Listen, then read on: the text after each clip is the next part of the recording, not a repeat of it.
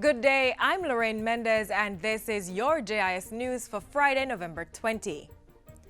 The manufacturing sector grew by 9.7% in the July to September 2015 quarter when compared to the corresponding period last year.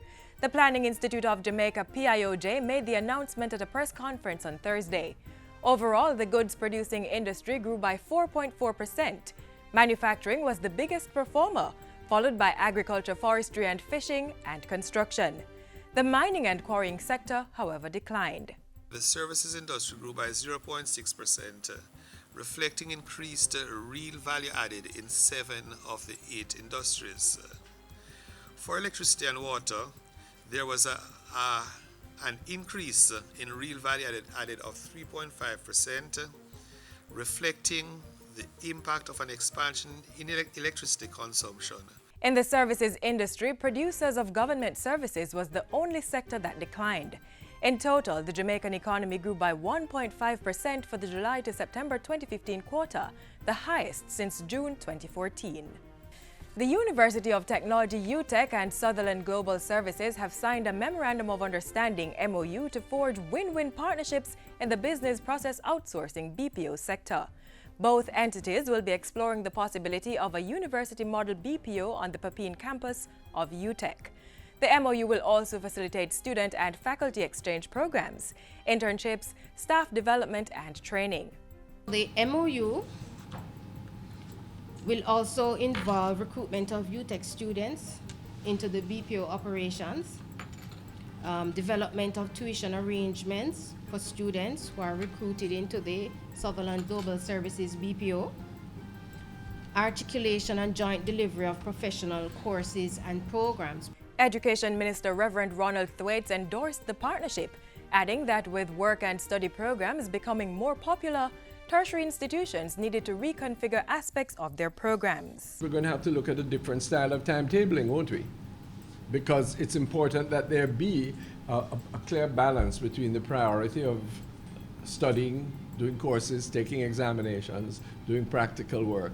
Energy Minister Philip Paulwell says the diversification of the energy sector to include renewables has created jobs for thousands of Jamaicans. The minister was speaking with JIS News during a tour of the 36.3 megawatt wind plant operated by Blue Mountain Renewables BMR in St. Elizabeth. The $11 million investment project is scheduled to be completed by the end of March 2016. Our business as a government going forward is to create jobs.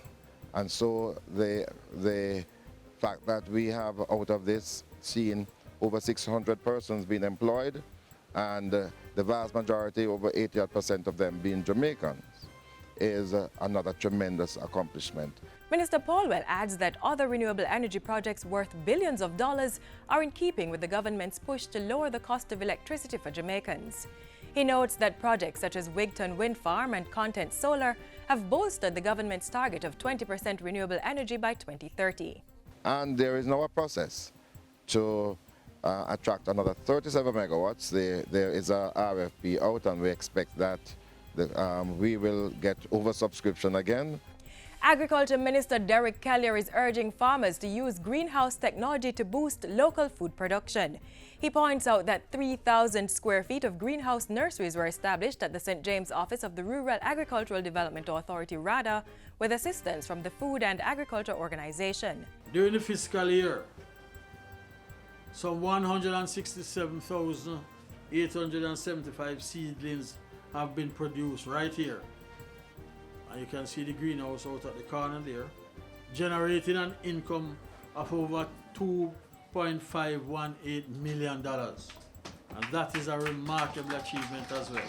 Minister Collier was speaking at RADA's Open Day and 25th anniversary celebrations in St. James. He lauded farmers for producing over 1.7 hectares of crops in 2014.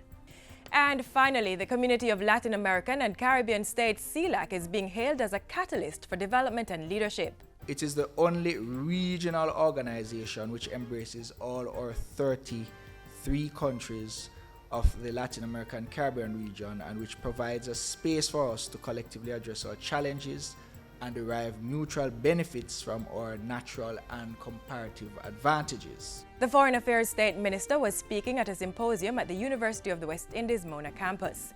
The event was in honor of the 200th anniversary of the Jamaica Letter written by Simon Bolivar. And that's it for JIS News today. I'm Lorraine Mendez. Thanks for watching.